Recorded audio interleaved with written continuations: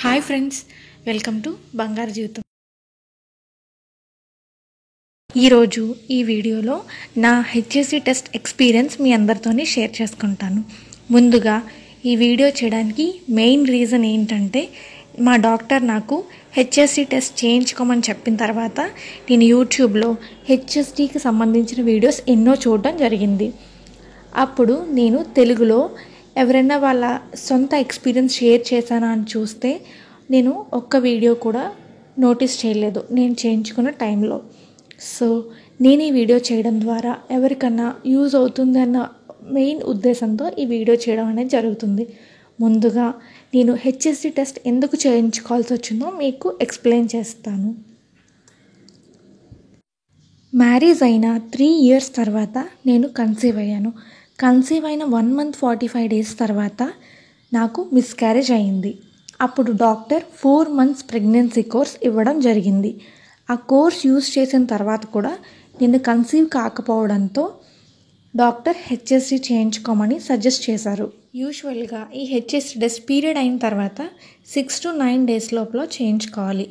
మా డాక్టర్ నన్ను 8th day చేయించుకోమని suggest చేశారు.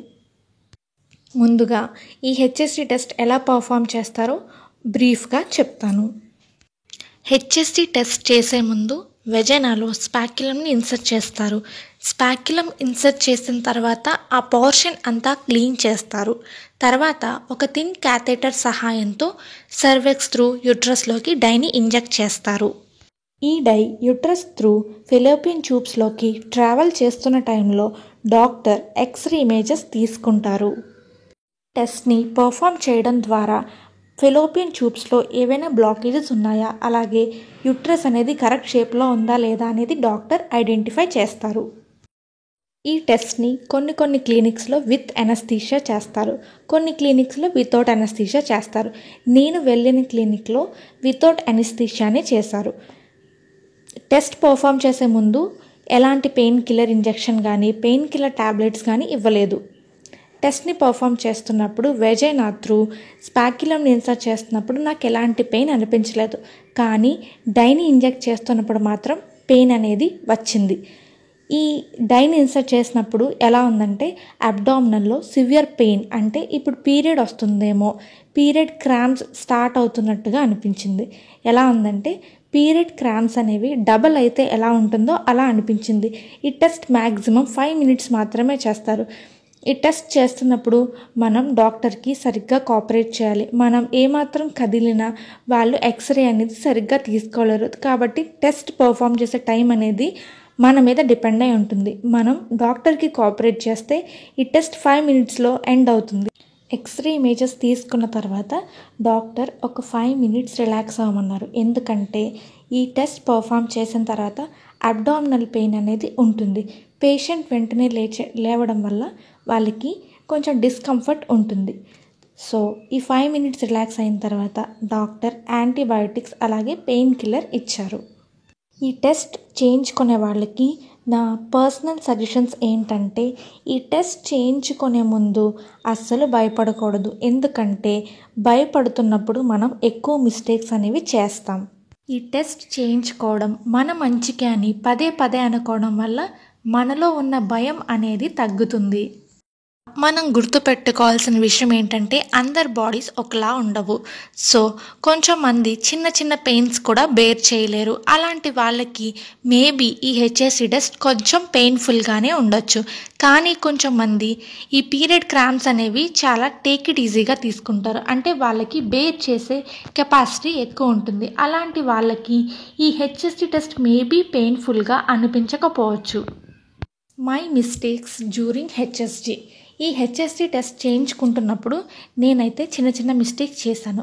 ఏంటంటే ఈ హెచ్ఎస్సి టెస్ట్ పర్ఫామ్ చేస్తున్నప్పుడు పేషెంట్స్ హ్యాండ్స్ వాళ్ళ హెడ్ కింద పెట్టుకోమని అయితే చెప్తారు. ఎందుకంటే ఈ టెస్ట్ పర్ఫామ్ చేస్తున్నప్పుడు హ్యాండ్స్ అనేవి స్టమక్ మీద ఉంటే ఇమేజెస్ ప్రాపర్గా రావు. ఈ హెచ్ఎస్సి టెస్ట్ పర్ఫామ్ చేస్తున్నప్పుడు అబ్డామినల్ పెయిన్ ఉంటుందని చెప్పాను కదా. సో నా హ్యాండ్స్ అనేవి స్టమక్ మీద పెట్టుకుంటే కంఫర్టబుల్గా అనిపిస్తుంది కదా అని చెప్పేసి నేను స్టమక్ మీద పెట్టుకోవడం జరిగింది. వాళ్ళు వెంటనే వాళ్ళు ఏమని చెప్పారంటే, మీరు అలా హ్యాండ్స్ పెట్టుకోవడం వల్ల ఇమేజెస్ అనేవి సరిగ్గా రాదు, టెస్ట్ అనేది ఫస్ట్ నుంచి పర్ఫామ్ చేయాలని చెప్పారు.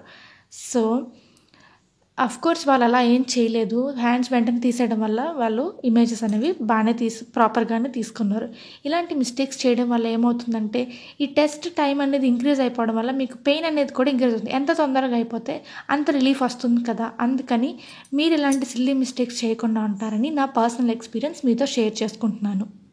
సెకండ్ మిస్టేక్ ఏంటంటే, ఈ టెస్ట్ అయిన తర్వాత డాక్టర్ యాంటీబయాటిక్స్ అలాగే పెయిన్ కిల్లర్ ఇచ్చారని చెప్పాను కదా. సో నాకు ఈ టెస్ట్ చేసిన తర్వాత వాటర్ కానీ స్టమక్లోకి అసలు ఏం పంపించాలని అనిపించలేదు. సో ట్యాబ్లెట్ వేసుకోవాలంటే వాటర్ తాగాలి కదా. సో కొంచెం టైం తీసుకుని వేసుకుందాంలే అని చెప్పేసి నేను ట్యాబ్లెట్స్ లేట్ చేయడం అయితే జరిగింది. సో ఈ లేట్ చేసిన టైంలో నాకు ఏమైందంటే, క్రాంపింగ్ అనేది చాలా సివియర్గా ఇంక్రీజ్ అయ్యింది. నేను వాటర్ తీసుకుంటే యూరిన్కి వెళ్ళాల్సి వస్తుందనే సిల్లీ రీజన్ వల్ల ఈ ట్యాబ్లెట్స్ వేసుకోలేదు. 1 అవర్ తర్వాత సర్లే ఈ ట్యాబ్లెట్స్ వేసుకుంటే ఏదైనా చేంజ్ రావచ్చు కదా అని ఆలోచించి ట్యాబ్లెట్స్ వేసుకోవడం జరిగింది. ట్యాబ్లెట్స్ వేసుకున్న 3 minutes or 4 minutes లోపల నాకు పెయిన్ అనేది అస్సలు తెలియలేదు. సో మీరు ఈ మిస్టేక్స్ మాత్రం చేయొద్దు. వాళ్ళు ఇచ్చిన ట్యాబ్లెట్స్ వెంటనే వేసుకోవడం వల్ల మీకు చాలా రిలీఫ్ అయితే ఉంటుంది. ఈ టెస్ట్ చేయించుకున్న తర్వాత చెప్పానుగా 1 అవర్ పెయిన్ వచ్చింది. ఆ తర్వాత నెక్స్ట్ డే కూడా లైట్గా క్రాంపింగ్ అయితే ఉంది. తర్వాత థర్డ్ డే నేను నార్మల్గా అయ్యాను. ఒక చిన్న డిస్క్లైమర్ ఏంటంటే, నేను డాక్టర్ని కాదు. నేను చెప్పిన విషయాల్లో ఏవైనా చిన్న చిన్న మిస్టేక్స్ ఉంటే ఇగ్నోర్ చేస్తారని కోరుకుంటున్నాను. ఈ వీడియో కనుక ఇన్ఫర్మేటివ్గా అనిపిస్తే మా ఛానల్ని సబ్స్క్రైబ్ చేయండి. ఈ వీడియోని మీ ఫ్రెండ్స్ అండ్ ఫ్యామిలీ మెంబర్స్కి షేర్ చేయండి. మా ఛానల్ నుంచి వచ్చే అప్డేట్స్ మిస్ కాకుండా ఉండాలంటే పక్కనే ఉన్న బెల్ ఐకాన్ని యాక్టివేట్ చేసుకోండి. అలాగే మీ విలువైన అభిప్రాయాల్ని కామెంట్ రూపంలో తెలియచేయడం మర్చిపోవద్దు.